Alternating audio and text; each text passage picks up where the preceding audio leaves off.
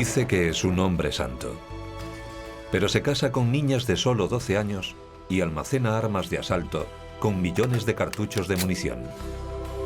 What's a gun? Yes, we have guns. ¿Por qué guardaban las armas y las balas? ¿Se estaban preparando para el apocalipsis? Él argumentaba en su defensa que estaba acumulando todas aquellas armas, no porque estuviera paranoico, sino porque Satán iba a ir a buscarlas. Separa a las parejas para acostarse con las mujeres y en ocasiones con sus hijas menores de edad. Una de las ideas que determinan su forma de pensar es que todas las mujeres que viven en el complejo le pertenecen. Actuaba así en nombre de Jesucristo. Sin embargo, quizás lo más impactante sea que 30 años después de estos horribles acontecimientos, David Koresh siga teniendo seguidores. Decía que todo lo hacía porque Dios se lo había ordenado. Líderes de sectas. David Koresh.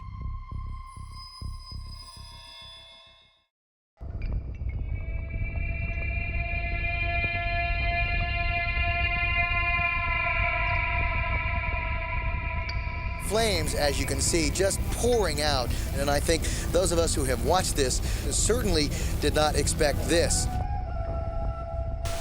El llamado Mesías pecaminoso ha llevado a sus seguidores a un apocalipsis en Texas.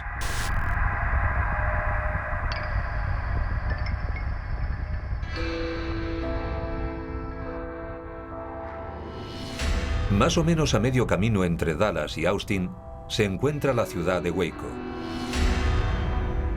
donde se sitúan el Museo de los Rangers de Texas y el Museo de Dr. Pepper. También se encuentra a aproximadamente 40 kilómetros del rancho de Crawford, del presidente George Walker Bush. El cómico Steve Martin y la actriz Jennifer Love Hewitt nacieron allí. No aparentaba el tipo de lugar en el que pudiera originarse el fin del mundo, pero entre febrero y abril de 1993 parecía que iba a ser así.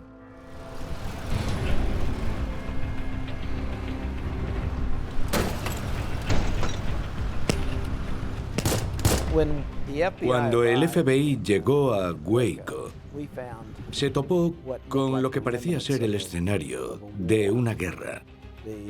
Había 4 agentes muertos del Departamento de Alcohol, Tabaco, Armas de Fuego y Explosivos y 5 miembros de la rama davidiana. ¿Cómo pudo suceder lo de Waco? El causante fue David Koresh, que en verdad se llamaba Vernon Howell y era el líder de una secta. Había una secta y Koresh era el cabecilla. We do not want anyone to be hurt. Follow all instructions. This is not an assault. Do not fire any weapons. We do not want anyone to be injured. Gas will continue to be delivered until everyone is out of the building. Exit the compound now. Cuando el FBI tuvo autoridad para hacer las negociaciones, lo primero que intentó fue tratar de averiguar quiénes eran aquellas personas. Eran los llamados davidianos, una rama de adventistas del séptimo día que se formó a mediados del siglo XX. Durante la Guerra Fría mucha gente pensaba que iba a llegar el fin del mundo. Pero nadie creía más en el apocalipsis que los davidianos, que entonces estaban dirigidos por Florence Houteff. Tenía una nueva interpretación de la Biblia y había predicho que el mundo iba a acabar en abril de 1959. De hecho, los davidianos de todo el mundo se reunieron en Waco. La prensa nacional se hizo eco del acontecimiento. No recuerdo si fue la revista Time o la Life, pero cuando el fin del mundo no llegó, muchos davidianos perdieron el interés. Los davidianos se refieren al fallido fin del mundo de 1959 como el Gran Chasco. Pero no todos abandonan la secta. En sus instalaciones, a unos kilómetros de Waco, esperan recibir a otro líder carismático que anuncie un nuevo apocalipsis. En la década de los 80 lo consiguen. Los discípulos no tardan en llegar de todas partes del mundo. Vienen de Estados Unidos, de Israel e incluso desde la lejana Australia. David can explain this Bible better than anyone that I've ever met. You're going to see whether you believe this message. I'm ready to be delivered. I'm ready to go to the portals of darkness and death, and you're not. Let's see if you believe the message after so many years. Seguimos creyendo que se fundará un reino en Israel, que David regresará para ser el líder de este reino y que este será un remanso de paz. No estamos decepcionados del todo porque sabemos que acabará sucediendo. El hombre que funda su propia secta apocalíptica a las afueras de Waco pasa a ser conocido como David Koresh, pero su auténtico nombre es Vernon Wayne Howell y nace en Houston el 17 de agosto de 1959. Su madre solo tiene 14 años cuando da a luz y su padre había abandonado a la muchacha cuando aún estaba embarazada. Su madre, Bonnie Sue Clark, encara muchos problemas y dificultades psicológicas. De hecho, llega a encomendarle el cuidado de su hijo a su madre. Y durante unos años es la abuela quien cría al nieto, aunque más adelante Bonnie vuelve a buscarlo. David crece en un ambiente difícil y no conoce a su padre. El niño hace frente a muchos problemas. Tiene una combinación de dislexia y lo que hoy probablemente se le diagnosticaría como TDAH, trastorno de déficit de atención e hiperactividad. Si no recuerdo mal, cuando David tenía entre 7 y 9 años, estaba en una clase para niños con necesidades especiales. David dijo que mientras el grupo salía al patio, los otros niños se pusieron a decir: ¡que vienen los retrasados! ¡Que vienen los retrasados!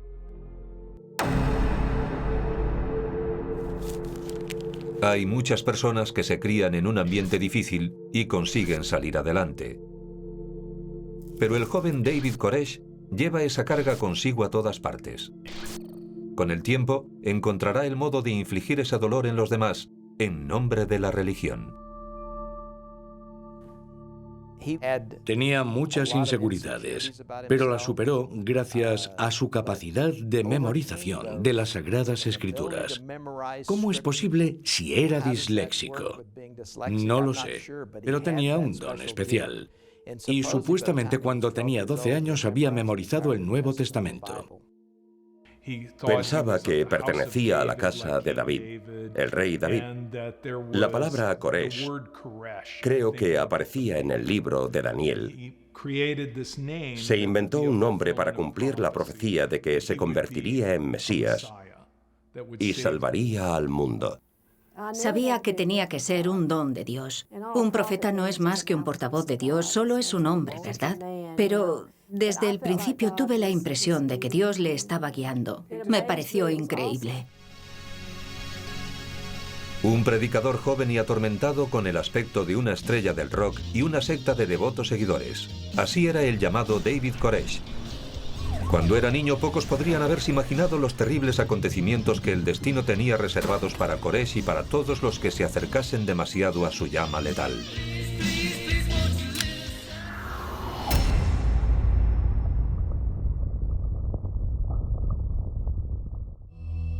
A principios de la veintena, Vernon Wayne Howell, más conocido como David Koresh, ha seguido diversos estilos de vida. La religión y los predicadores le han fascinado desde niño, y puede recitar pasajes de la Biblia de memoria. Pero también pasa un tiempo en Los Ángeles tratando de convertirse en músico. Quiere convertirse en estrella de rock. Lo cierto es que es un guitarrista bastante bueno y canta bien. Llega a ir a Los Ángeles y a Hollywood y trata de llevar una vida de estrella de rock, pero no lo consigue. Su estética recuerda un poco a la de Jim Morrison. Hoy en día pueden encontrarse en línea algunas canciones de David Koresh, como The Book of Daniel y la profética Madman in Waco.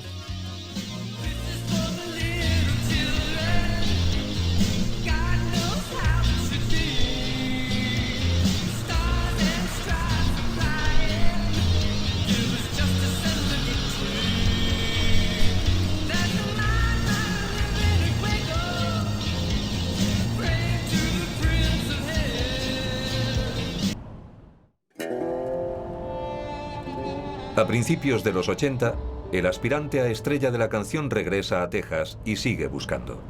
Lleva ya un tiempo interesado en el adventismo del séptimo día cuando oye hablar de los davidianos.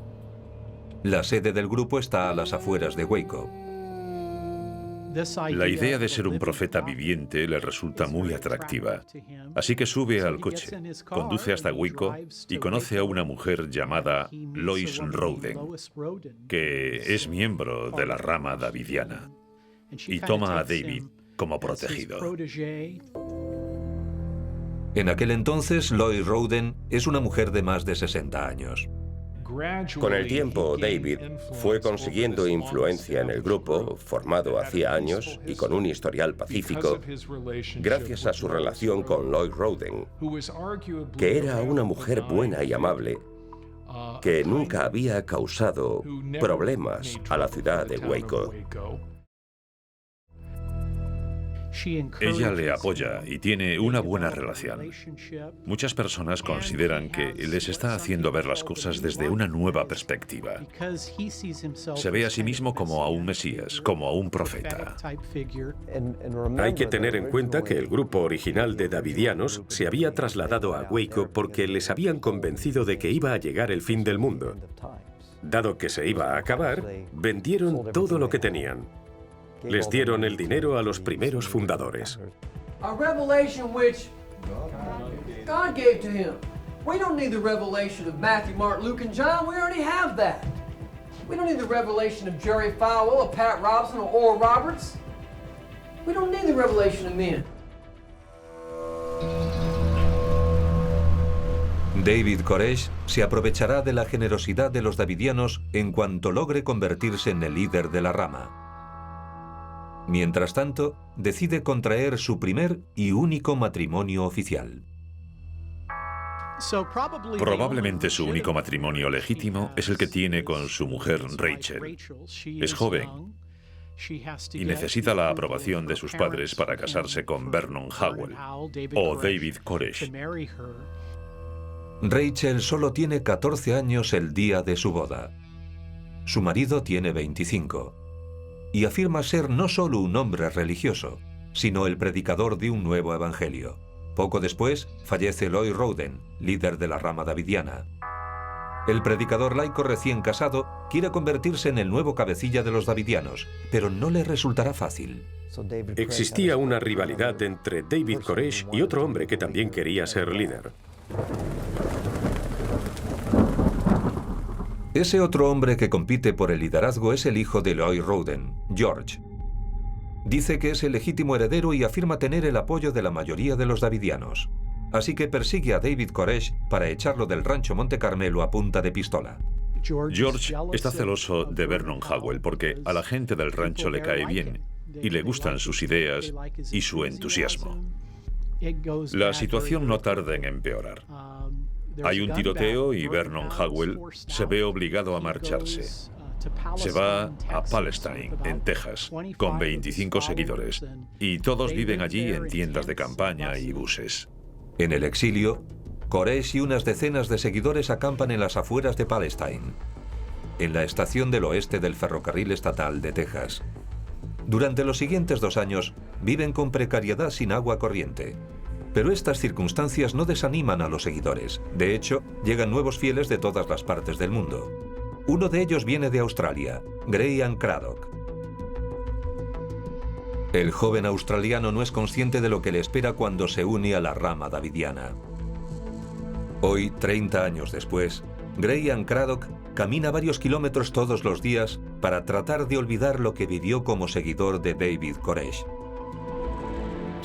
A veces me siento culpable por seguir vivo. Aunque en cierto sentido, me alegro de que sea así. Porque si no estuviera aquí, nadie podría contar lo que puedo contar yo. Cuando Craddock se une a la rama davidiana en 1988, le atrae la visión del Apocalipsis de Koresh. El dominio que Koresh tiene de la Biblia le permite armonizar pasajes, combinar las escrituras del Antiguo Testamento con las del Nuevo. Sure we know about Noah's Ark. Sure we know about Israel perishing in the wilderness. Sure, we know that the same Christ who offers a healing arm of health is the same Christ who smites the wicked. La rama davidiana ya está convencida de que el fin del mundo se acerca, pero David Koresh consigue aumentar la sensación de inminencia y hace ver que el gobierno federal es el enemigo. Por si fuera poco, tenía un atractivo físico que encandilaba. David Koresh encajaría en el típico perfil de personalidad de un líder de secta. Hay profesionales de la salud mental que lo han descrito como un psicópata. Era muy narcisista, pero también muy carismático y un buen orador que sabía recitar la Biblia de memoria. Se le daba muy bien. Además, a las mujeres les resultaba atractivo. De hecho, seguramente fue su atractivo el que le convirtió en líder de la secta davidiana de Waco. David Koresh ha salido adelante, o eso parece. Ha dejado atrás su infancia difícil y tras intentar convertirse en músico, ha encontrado su verdadera vocación en la rama davidiana. En parte hombre santo y en parte pecador, Koresh acaba deseando controlar a sus seguidores, aunque eso signifique llevarlos a la muerte. David Koresh es un hombre atormentado que tuvo una infancia difícil y que siente debilidad por la Biblia, en especial por el libro de las Revelaciones. La rama davidiana acaba venerándolo como el Mesías pecador. Era un pecador, igual que todos. Tal y como yo lo veo. David no era perfecto, pero sí lo era Jesús. Pero tenía un mensaje y yo creo que podía transmitirlo mejor porque había pasado por muchas cosas y había experimentado los pecados terrenales. Se dice que abusaron sexualmente de él cuando tenía 5 años. Como pasa por una etapa difícil, se interesa por la religión. Su madre lo lleva a una iglesia adventista del séptimo día que hay en la zona y presta mucha atención a los predicadores que escucha por la radio. Para cuando David Koresh se convierte en líder de la rama davidiana, su filosofía ya está bien definida. Es una que le permite hacer todo lo que desea, mientras exige lealtad absoluta a sus seguidores. Él decía, vale, no soy como Jesús, soy un Mesías diferente, pero hablo en nombre de Dios. Y si estáis en mi contra, estáis en contra de Dios. También decía que era el único que entendía el libro de las Revelaciones o del Apocalipsis, que había dado con la clave, que tenía una profecía y una visión, y que aquellos que no estaban de acuerdo con él serían destruidos el día del juicio final.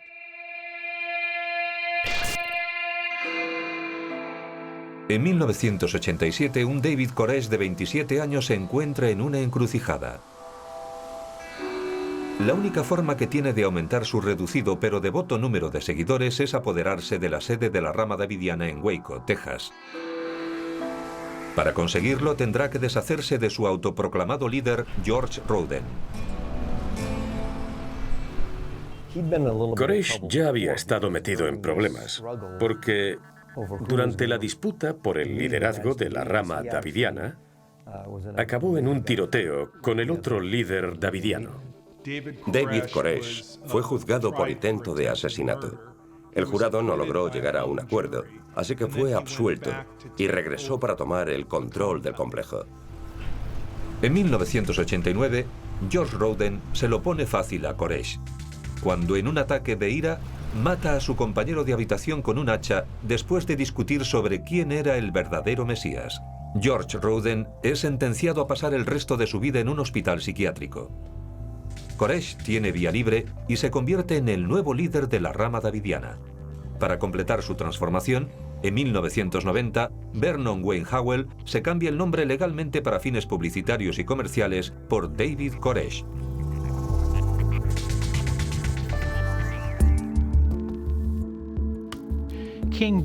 Por supuesto, el rey David es una de las figuras más importantes del Antiguo Testamento y es pariente de Jesús.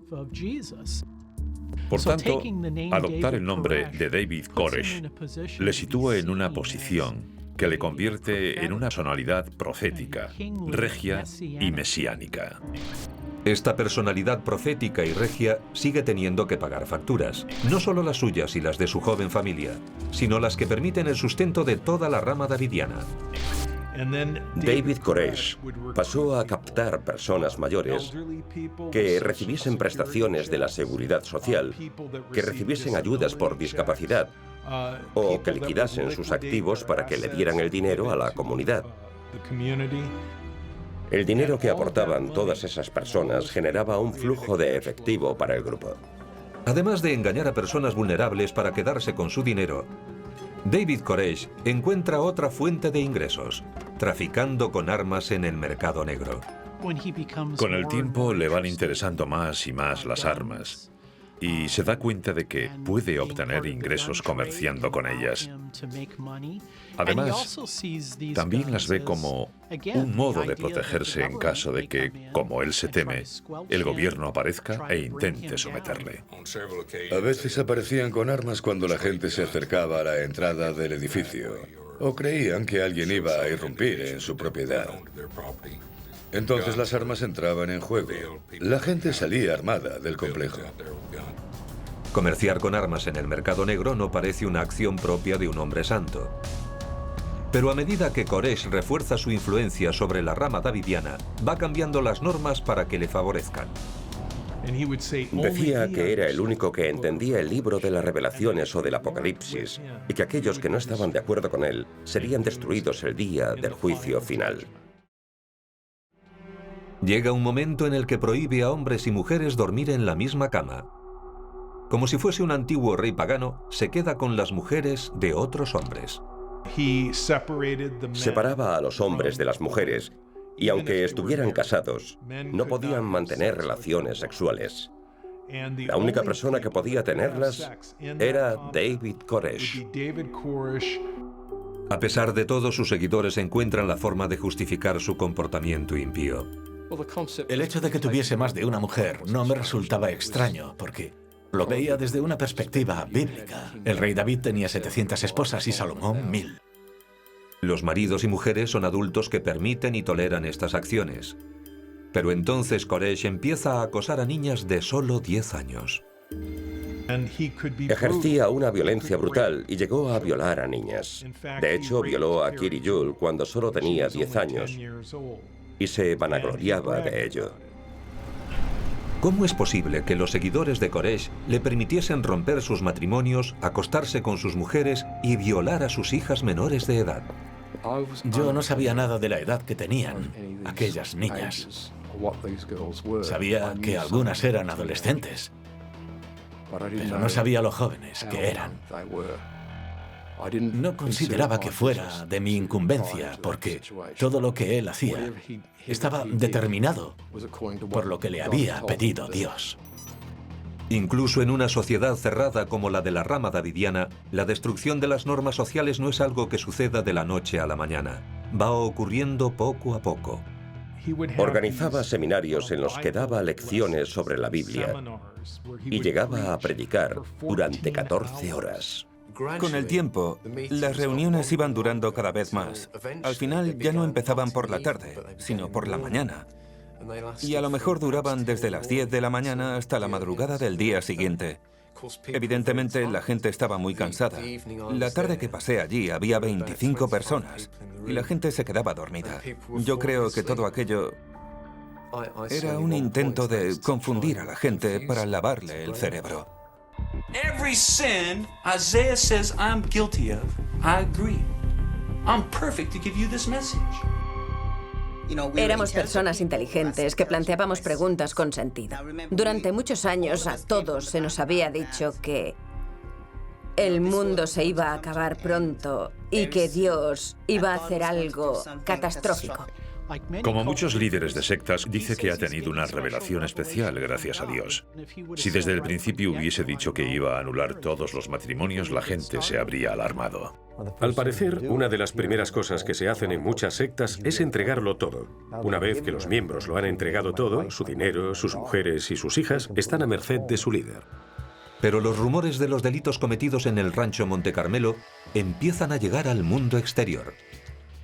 Solo en el momento en el que las historias de abusos físicos y sexuales se juntan con la información de que Koresh está involucrado en tráfico de armas, se despierta por fin el interés del gobierno federal. David Koresh, además de quitarles las mujeres a otros hombres y de acostarse con niñas, ha estado almacenando armas, montones de armas. Afirma que los davidianos las van a necesitar porque el fin del mundo se acerca. En un rancho a las afueras de Waco, Texas, una secta religiosa, los davidianos, se preparan para el juicio final. Esta rama siempre ha sido un tanto peculiar, pero ahora, a principios de los 90, actúa como si tuviese algo que ocultar. Y así es, tiene mucho que esconder. Sin ir más lejos, su líder, David Koresh, está forzando a las niñas del complejo a tener relaciones con él. Una de las cosas que más preocupaban a Koresh era que las autoridades sometiesen a sus seguidores a un test de ADN y que averiguasen cuántos niños eran suyos, quiénes eran sus madres y cuándo habían dado a luz. Todo aquello demostraría que era un pederasta, por no hablar de los otros delitos que habría cometido. Entre estos otros delitos se incluye la acumulación de armas y munición suficientes como para equipar a un pequeño ejército, lo que ha llamado la atención del Departamento de Alcohol, Tabaco, Armas de Fuego y Explosivos, o ATF. David Koresh tiene una explicación para todo, o eso creen sus seguidores. Creía que los 7 sellos estaban empezando a abrirse y que el fin del mundo estaba comenzando. Este consistiría en una negociación con el gobierno y en lugar de ocurrir en los campos de Israel, sucedería en los campos de Waco, en Texas. They come in here with a gun and they start shooting at us. What would you do? La empresa UPS nos pasó un aviso un día por unas granadas vacías, de esas que podrían servir como pisapapeles. Estaban transportando una caja, se había dañado y como algunas se habían caído, nos llamaron para que fuéramos a echar un vistazo. No eran ilegales, así que no podíamos impedir que las repartiesen. David Koresh era el líder de la secta, que estaba siendo investigada por el ATF por infringir las leyes de armas y otras leyes federales. Estuve directamente involucrado en el proceso que condujo a las negociaciones en Waco con los davidianos. El Departamento de Alcohol, Tabaco, Armas de Fuego y Explosivos nos entrevistó a mí y al chico al que yo había desprogramado. Los oficiales utilizaron su testimonio como parte de la declaración jurada para la orden de detención de Koresh por violar las leyes de armas. David Koresh estaba transformando armas semiautomáticas en automáticas. Y aún así, a los seguidores más devotos de Koresh no les preocupa que acumule armas y munición. Un tema recurrente en sus sermones es que un día las fuerzas de la oscuridad encarnadas en el gobierno federal vendrán a buscarlos y por tanto deben estar preparados. Su justificación era que nos iban a atacar y que Dios le había dicho que teníamos que defendernos y estar listos. It's war. These governments of this world are coming to an end. Go ahead and laugh. Go ahead and muse in your mind and see what happens to you. David Koresh le había robado la tarjeta de crédito al chico al que desprogramé y se había gastado $5,000 en balas. Koresh estuvo muchos años almacenando armas y munición. Según algunos informes, había más de 1 millón de armas. Según estos informes, el 28 de febrero de 1993, varios agentes del Departamento de Alcohol, Tabaco, Armas de Fuego y Explosivos se desplazan a las instalaciones de la rama davidiana a las afueras de Waco. El plan del ATF para el asalto se basa en la velocidad, la sencillez y el elemento sorpresa, pero los 3 pilares fallan. Velocidad. Los agentes del ATF llegan al rancho en camiones para transporte de ganado que pueden verse a kilómetros de distancia. Sencillez. El asalto viene precedido de la intervención de 3 helicópteros militares contra los que abren fuego antes siquiera de que lleguen los camiones. Sorpresa. La idea del asalto se había hablado muchas veces en Waco. Durante varios días los medios de comunicación están pendientes de un convoy de policías. En un momento dado, el cámara de un noticiario le pide a un cartero que le indique dónde está la sede de la rama davidiana y le advierte de que esperan que se produzca un tiroteo allí. El cartero le da las gracias por el aviso y regresa al rancho. Resulta que es David Jones, el cuñado de David Koresh. Avisó a Koresh. Y cuando los agentes del ATF llegaron a las instalaciones, los miembros de la rama davidiana, el Ejército de Dios, ya estaban preparados para abrir fuego. David Jones es uno de los llamados hombres poderosos de Koresh, un equipo que lleva años entrenándose para un acontecimiento así. Cuando el equipo del ATF intenta entrar en el edificio, se topa con una lluvia de proyectiles de armas automáticas utilizadas por los hombres poderosos. Venían de todas partes. Era como granizo. Estábamos en medio de un fuego cruzado.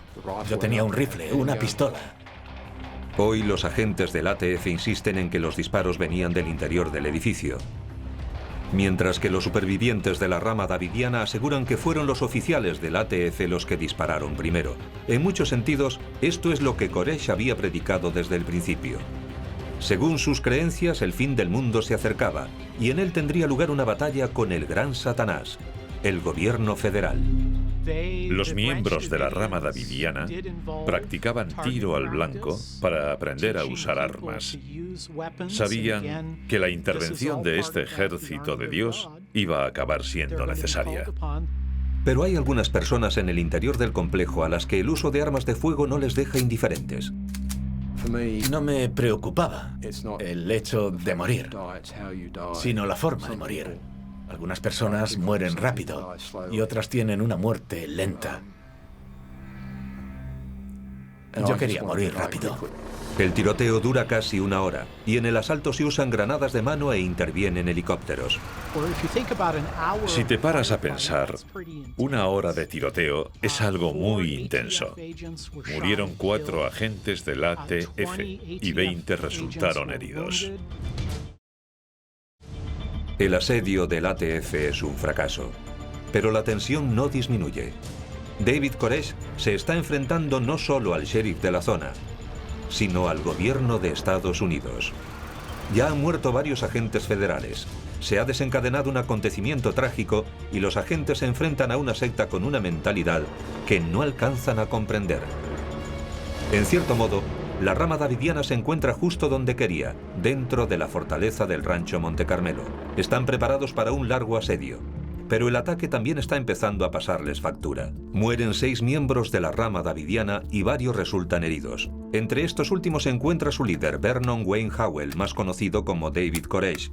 Ha recibido un disparo en la mano y otro en el vientre.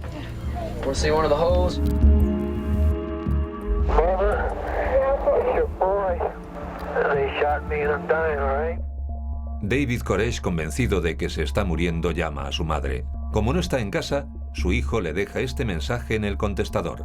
Tell Grandma I tried. I'll see y'all in the skies. Pero David Koresh no muere ese día y los disparos cesan. En teoría, los agentes del ATF le han dado al Mesías pecador lo que venía buscando desde el principio: la categoría de mártir y una fama repentina. La siguiente fase de este tira y afloja mortal está a punto de empezar.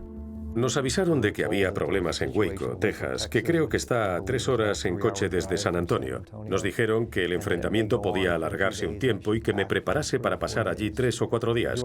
Volví a casa 51 días después con la bolsa de ropa que se suponía que me iba a servir para aquellos 3 o 4 días.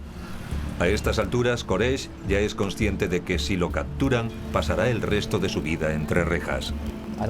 No creo que David Koresh tuviese intención de salir.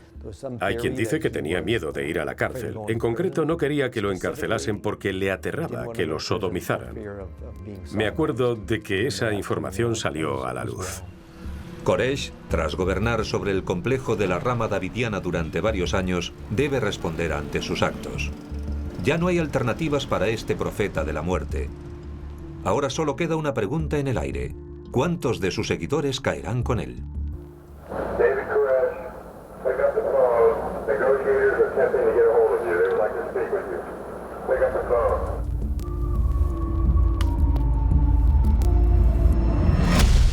Waco, Texas, febrero de 1993. El líder de una secta religiosa y sus seguidores participan en un tiroteo con las fuerzas especiales del Departamento de Alcohol, Tabaco, Armas de Fuego y Explosivos, o ATF. 4 agentes del departamento han muerto y varios han resultado heridos. 6 miembros de la rama davidiana han fallecido y su líder está herido de gravedad. Pero ni Koresh ni sus fieles están dispuestos a rendirse. Los seguidores de David Koresh, tanto los dirigentes como el resto, estaban convencidos de que su líder era Cristo en su segunda venida.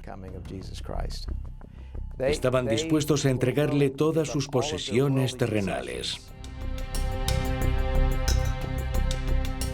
Tras el tiroteo con el ATF, el FBI acude a la escena. Es posible que tengan más suerte y consigan que Koresh y sus seguidores salgan de las instalaciones de forma pacífica, pero a estas alturas es improbable que la situación tenga un buen final. El resultado del enfrentamiento con el ATF fue violento y tuvo que intervenir la Oficina Federal de Investigación. En ese momento comenzó un asedio de 51 días. En un principio, se piensa que las tácticas de negociación del FBI pueden traer buenos resultados. Durante varios días tras el tiroteo, Koresh permite que algunos de sus seguidores abandonen el complejo. David Koresh, casi de forma inmediata, permitió que algunos de sus seguidores se marcharan. Al principio pensamos que sería una buena señal, porque normalmente las negociaciones se desarrollan despacio, progresan poco a poco hasta que empiezan a avanzar. Y se espera que a partir de ahí sigan por el buen camino. Pero después de los primeros días, los seguidores dejan de salir. El FBI sigue intentando llegar a un acuerdo con el líder de la rama davidiana. La situación se quedó en un punto muerto durante un periodo de 51 días en el que el FBI facilitaba a Koresh todo lo que pedía. Comida, máquinas de escribir, que retransmitiesen lo que él quería por la radio, que pusieran en la Radio Nacional las cintas que él mandaba. El FBI estaba siendo razonable. Pero Koresh no dejaba de incumplir sus promesas. Siempre decía, si hacéis esto, saldré. Si hacéis lo otro, saldré. Pero nunca salía. Al final de ese periodo de 51 días, los agentes del FBI estaban agotados y ya no consideraban que Koresh fuese una persona razonable con la que negociar, porque siempre rompía sus promesas. El asedio a Waco terminó en un absoluto desastre. Tras 51 días, habíamos llegado a un callejón sin salida. Hacía más de 27 días que ya no salía nadie. Las investigaciones habían llegado a un punto en el que su tono provocaba una reacción amenazadora en David Koresh. El FBI toma la decisión de usar gas lacrimógeno para desalojar a los davidianos del complejo. El 19 de abril, varios vehículos blindados de combate detonan explosivos que abren grietas en los muros del edificio y liberan gas lacrimógeno a través de ellas. 6 horas después del comienzo de la operación con gas lacrimógeno, la situación da un giro sorprendente. Al mediodía, el centro Monte Carmelo empieza a arder en 3 partes distintas. De las 84 personas que permanecían dentro, solo 9 logran escapar con vida. Desde el interior de sus máquinas de guerra, los agentes del FBI contemplan la escena aterrorizados. Estábamos dentro de tanques Abrams y Bradley. Nos servían para protegernos y para liberar gas lacrimógeno.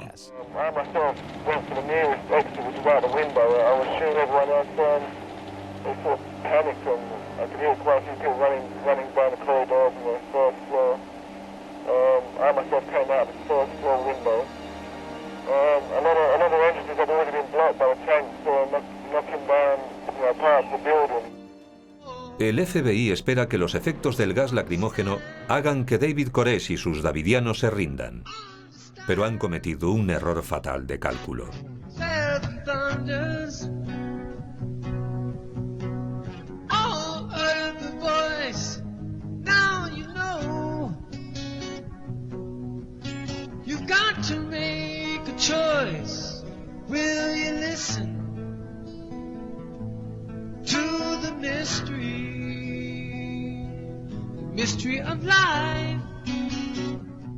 El llamado Mesías pecador y sus seguidores toman represalias prendiendo fuego al complejo Monte Carmelo.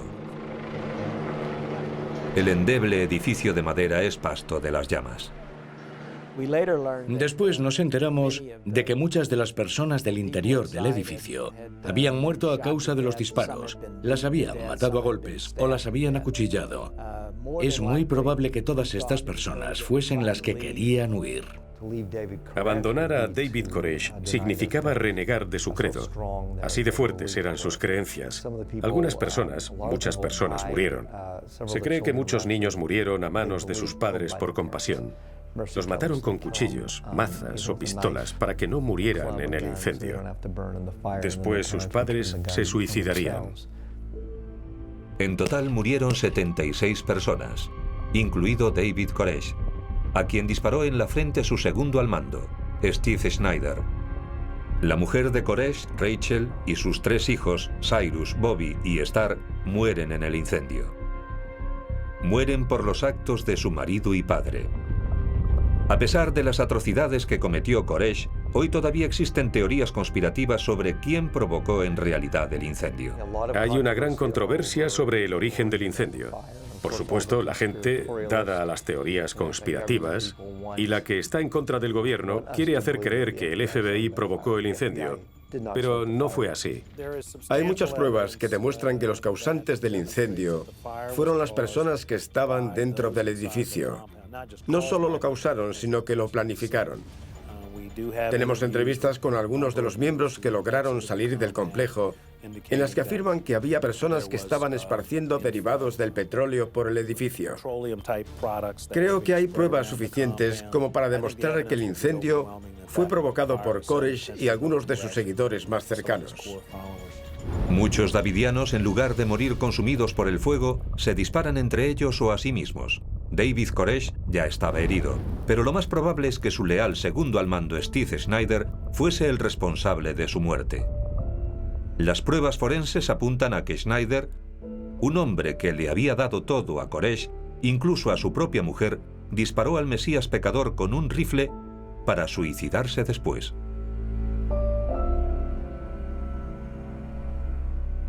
Hay supervivientes de esta tragedia y una gran cantidad de gente en Internet que sigue creyendo que David Koresh es el verdadero Mesías y que un día regresará. Muchos han recurrido a la racionalización como mecanismo de defensa en lugar de enfrentarse a la realidad, que es que David Koresh era un fraude. Es algo muy duro para los supervivientes, porque muchos perdieron a sus seres queridos en el incendio. Mientras se desarrolla la catástrofe, el fiel seguidor Graham Craddock se oculta en un tanque de agua. Es uno de los 9 davidianos que sobrevive a la matanza. Tras pasar 13 años en una cárcel de Luisiana por usar armas de fuego durante el asedio, Craddock fue enviado a Australia de nuevo en 2006. Sigue esperando el regreso de Koresh. La Biblia dice que llegará un día grande y terrible del Señor. Entonces descubriremos si David Koresh era quien decía ser. ¿Por qué tuvo que morir así tanta gente? Algunos cuerpos estaban unidos, entrelazados. Aparecieron 5 o 6 cuerpos juntos. Más adelante se descubrió que estaban derretidos por el calor, encerrados, tenían miedo. No querían hacerlo. No habrían permitido que les obligasen a morir así. No querían morir. Todos queríamos vivir. Y sé que mis hijos también.